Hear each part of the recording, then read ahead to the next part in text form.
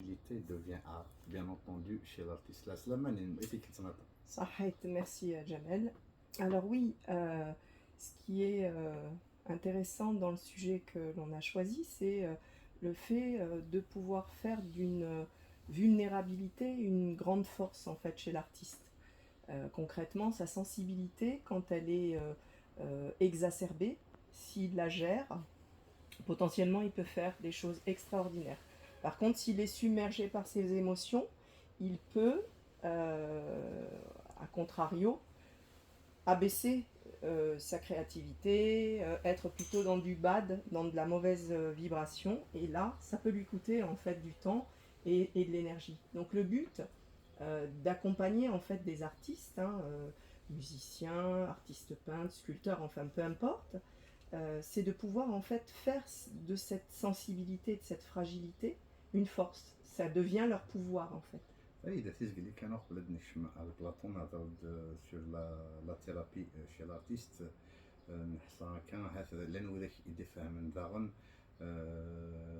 l'art comme moyen thérapeutique. Alors ذي نهضر الناس نتعاوسوين مخالفنت. Tout à fait. Alors, il y a l'art-thérapie, donc on utilise l'art dans la thérapie, mais ça c'est autre chose. On utilise la peinture, la musique, tout l'art en général, pour pouvoir accompagner des gens qui ne peuvent pas verbaliser leurs problématiques ou qui ont du mal à verbaliser leurs problématiques. Donc on utilise l'art pour soigner. Ça c'est un domaine particulier. Mais là, ce dont on parle, c'est comment la sensibilité de l'artiste peut être une force pour permettre à l'artiste lui-même de pouvoir exploiter tout son potentiel. Et c'est ça l'intérêt, c'est de pouvoir exploiter tout ce potentiel et de faire de ce potentiel quelque chose qui va lui permettre d'exploser ses compétences, d'exploser sa créativité, d'aller au plus haut dans sa compétence en fait. فريدة مدنا نظرك sur la thérapie intégrative. Quelle est la caisse d'outils avec laquelle vous travaillez?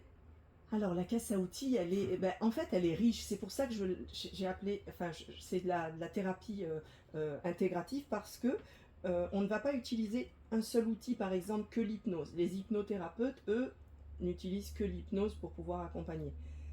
L'avantage d'avoir plusieurs cordes à son arc, c'est de pouvoir s'adapter en fait à la problématique de chaque individu. Plus on a d'outils qui sont complémentaires, plus on peut répondre en fait à la problématique très ciblée du besoin de l'artiste en fait.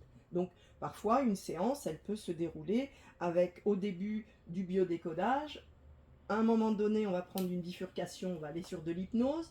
Peut-être qu'on bifurquera sur de la sophrologie et pourquoi pas sur du magnétisme si c'est nécessaire.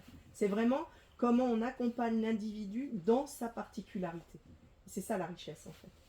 C'est même une discipline où il faut se mettre à part malheureusement. Justement, maintenant sur la thérapie chez l'artiste, il y a dans un cas, ça a été une expérience avec des artistes, on ne va pas citer le nom, des artistes des lumières sur la scène artistique, sans citer de nom, mais quelle expérience. Alors, suite à la thérapie, comment la dose de la créativité a été augmentée? Alors déjà, le fait qu'il n'y ait plus de croyances limitantes, qu'il n'y ait plus de peur, qu'il n'y ait plus de frein. En fait, dès lors que l'on arrive à débloquer, tu sais, c'est comme, je donne souvent la métaphore du ruisseau. Quand tu as un ruisseau, l'eau circule sans encombre. Il n'y a pas de rocher qui bloque en fait dans la descente du ruisseau. Quand il n'y a pas de rocher, l'eau coule, elle est fluide et elle est transparente, elle est belle. Mais dès lors que tu as des rochers qui viennent se greffer, ça bloque l'eau. Eh bien la créativité, elle est pareille. Donc ce qu'on fait c'est une co-création avec l'artiste, le thérapeute plus l'artiste en co-création, on vient retirer ces pierres. Donc déjà, il faut les identifier, ces pierres. Une fois qu'on les a identifiées, c'est dans la verbalisation, on discute beaucoup quand on fait de la thérapie.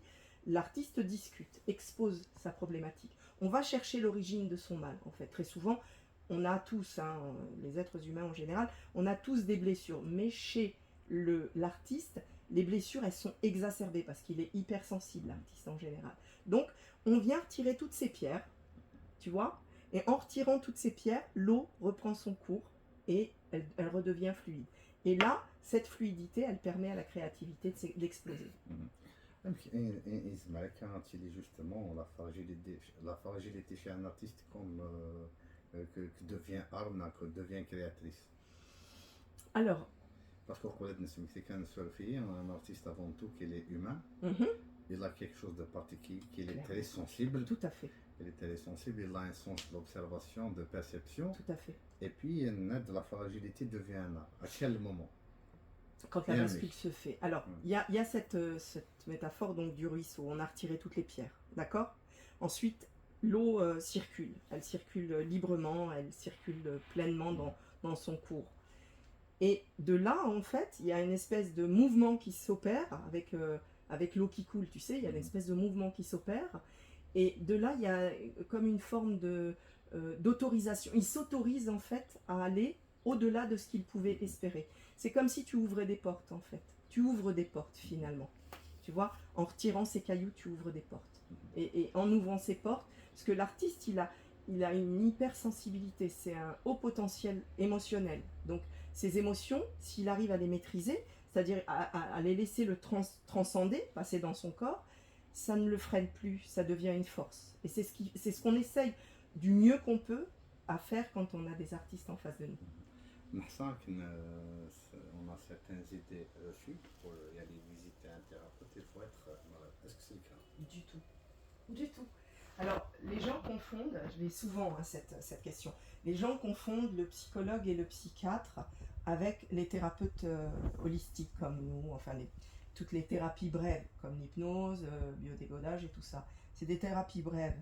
On n'est absolument pas Très souvent, les gens ont peur qu'on les étiquette de fous, parce qu'on va voir un psychologue ou un psychiatre, alors que pas du tout. Ça n'a rien à voir. On a tous des blessures d'enfance, parce que tout s'installe entre 0 et 7 ans, très souvent. Et donc entre 0 et 7 ans, on peut avoir, en fonction de notre hypersensibilité, on peut avoir des ressentis, ce ne sont que des ressentis.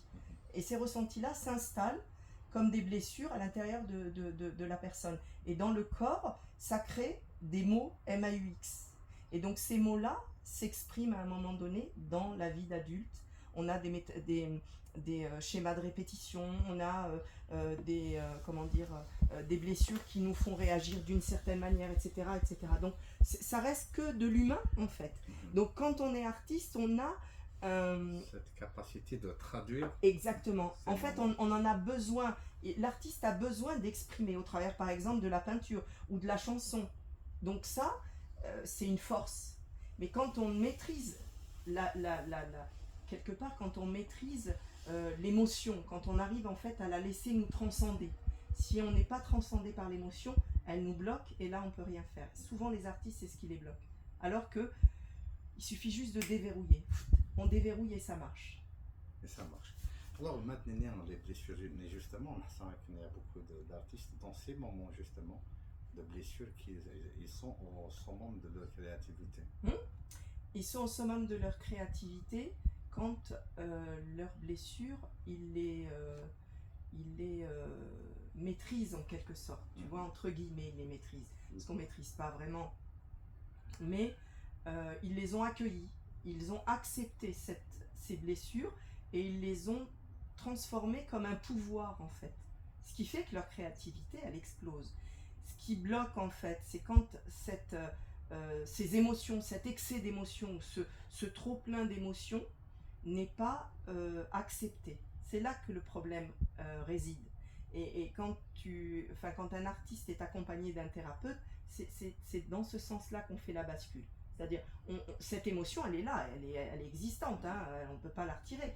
Elle est là, mais on en fait une force. Et on en fait une force comment? En la maîtrisant, en quelque sorte, tu vois. Et c'est ce que fait l'artiste. En travaillant sur la manière dont il va gérer son émotion, eh bien, il devient chef d'orchestre, en fait. Et c'est lui qui maîtrise le truc. C'est plus l'émotion qu'il domine, c'est lui qui domine l'émotion. C'est lui qui domine l'émotion. Okay. Ouais. Alors تسميتها كان وذاك إلا أنا كان في المواجن غادي صنع لكن زادوا السواسية la première partie au Farida qui est une mexicaine la vulnérabilité